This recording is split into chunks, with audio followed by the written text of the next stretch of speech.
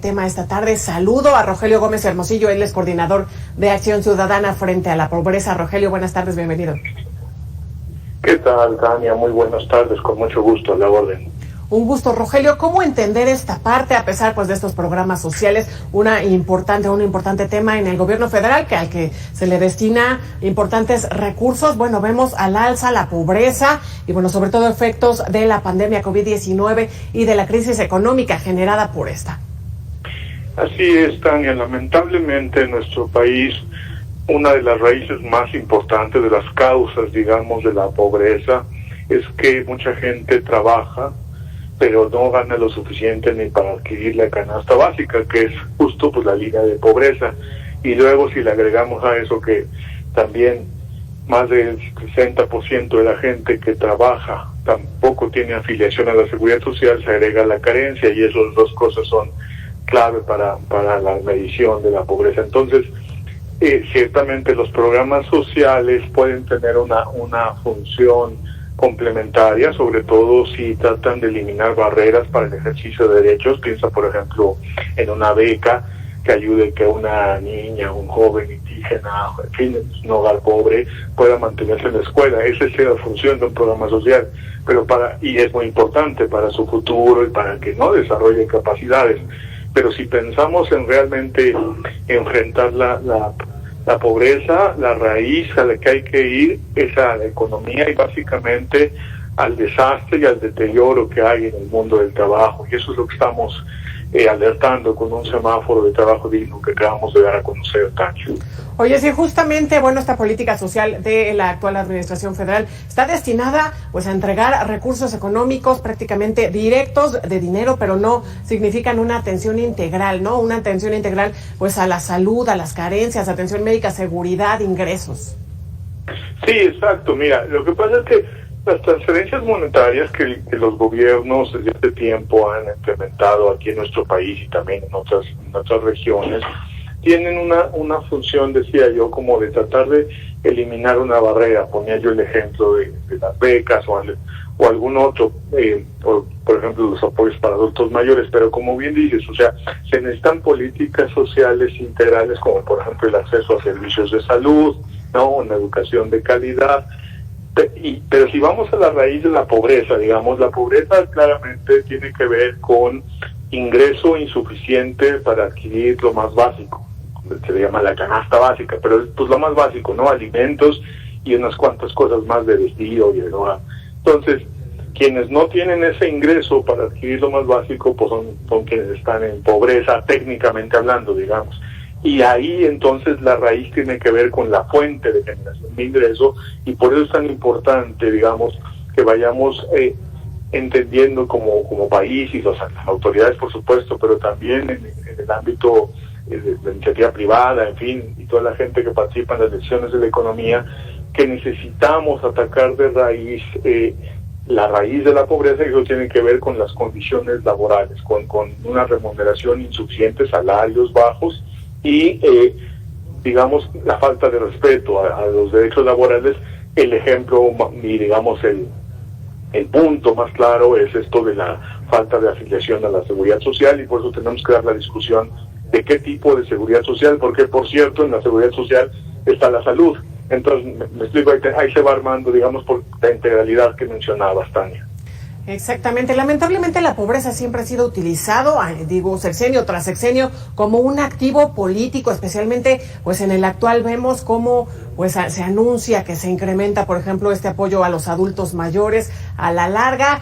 Y al final, ¿qué? ¿No? La gente sigue exactamente igual en la pobreza, que además, parece que este incremento en el apoyo a los adultos mayores, nos va a llevar hacia mal, ¿no? Porque, va a llegar un momento en donde ya no va a haber recursos, vamos a necesitar jalar de otras bolsas, ¿no?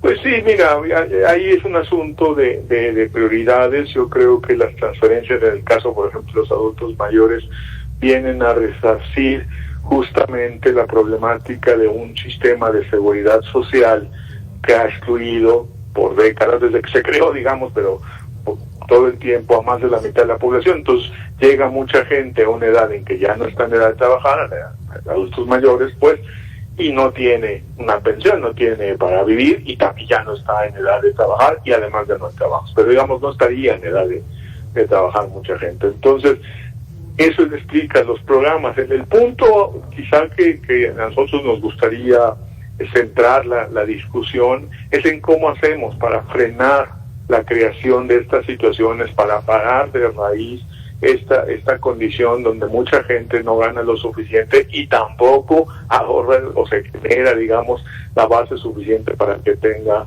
una pensión mínima para vivir en la edad adulta. Y entonces eso haría que los programas sociales fueran realmente complementarios o que también fueran mucho más pequeños. Pero tenemos que, insisto, y perdón, pero ahí está el centro del problema, está en las condiciones laborales, en que tenemos un modelo económico en donde no se respetan sistemáticamente, estructuralmente, los derechos laborales, que por cierto son derechos humanos. El derecho al trabajo es uno de los derechos humanos, no es una cosa menor, ¿no? Está en nuestra Constitución, pero forma parte, digamos, de los derechos humanos. Por eso decimos el derecho al trabajo digno, que es como lo formula la Constitución de nuestro país. Oye, es más, los programas sociales utilizados actualmente, pues más como compra de conciencia, es una cuestión política. Vemos ahí, pues esta palabrita bienestar ahora en las semanas anteriores, pues que se da a conocer el tema de gas bienestar, todo es bienestar, suena más como una cuestión de eslogan, ¿no?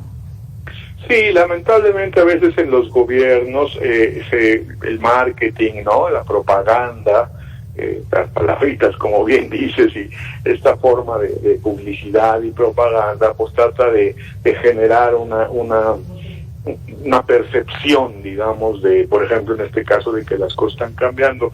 La verdad es que en México, si lo revisamos, digamos, y todos los diagnósticos lo indican, y yo creo que hasta mucha gente del gobierno coincidiría, no tenemos un sistema real de bienestar, no tenemos que sería, fíjate lo que quiere decir, un piso de derechos mínimos básicos asegurados, garantizados, ¿no? Digamos, ¿qué tenemos asegurado en México si nos ponemos a pensar? Pues la vacuna de los niños estaba asegurada hasta hace poco, digamos, los libros de texto gratuito, el acceso a primaria, secundaria, más o menos. Ya la calidad sí cambia, ¿verdad? Pero por lo menos sí hay esa posibilidad y no mucho más. Entonces, pues obviamente estamos muy lejos de tener un sistema de bienestar y la verdad es que los programas sociales contribuyen poco a crearlo porque uno, no tienen los tamaños, dos, como bien dices, no son integrales, a veces son solo una transferencia. El ejemplo más claro de que una transferencia no resuelve un problema es cuando dijeron, no, pues que ya no hay estancias infantiles y vamos a mandarle el dinero a las mamás. Ni se lo mandaron a todas las mamás, por supuesto, pero tampoco se resuelve porque se requiere un servicio de cuidado infantil, que por cierto es este asunto que permitiría que muchas mujeres se incorporaran al mercado laboral y por eso es tan importante que se cree el Sistema Nacional de Cuidados, como ya fue aprobado en la Cámara de Diputados recientemente, como para que avancemos a un real sistema de bienestar y no a estos programas sociales que muchas veces además son seccionales y resuelven poco. Lamentablemente así es, Rogelio, pues estos programas que se vuelven sexenales y además, como bien dices, pues esta entrega de recursos directamente a las personas, que supuestamente para que no haya corrupción, pues no resuelven de fondo los temas. Te agradezco estos minutos, Rogelio Gómez Hermosillo, coordinador de Acción Ciudadana frente a la pobreza. Con mucho gusto, Tania, estamos a la orden. Quien quiera ver el semáforo de trabajo digno y enfrente a la pobreza.mx. Buena tarde. Excelente tarde. Nosotros vamos a hacer una pausa, es breve y regresamos con la información deportiva.